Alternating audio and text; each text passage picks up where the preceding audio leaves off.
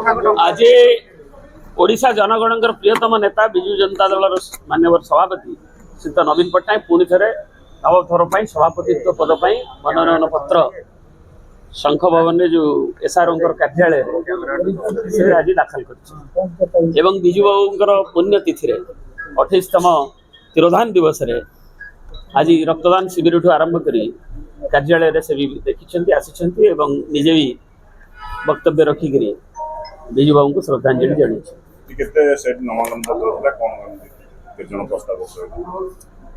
प्राय 2 सेट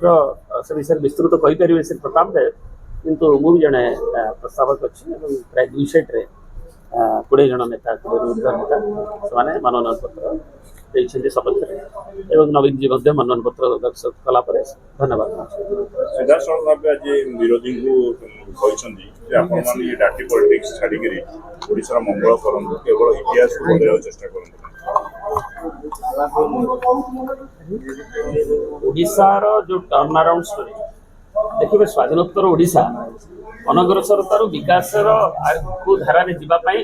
आधुनिक ओडिशार अनेक महामनीषी अच्छा अवदान रही किंतु विजु बाबू जो आधुनिक ओडिशार कथा कहे तार 60 दशक तार स्थपति एवं तांकरी धारा विजु बाबू आदर्श पुणी मझे जो अवक्षय होता एकविंश शताब्दी नवीन बाबू नेतृत्व से आदर्श को नहीं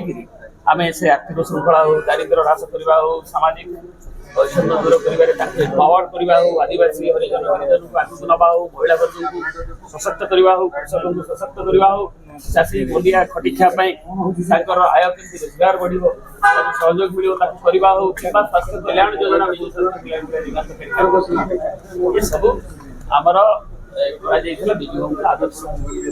एवं से सफलता को आम अनग्रसर ओडिशा अग्रसर धारा से सफलतार उपलब्धि की नुआ सरकार नौ एवं नहीं से विच्युत हुए 2036 बेलू गोटे लक्ष्य विकास नवीन जी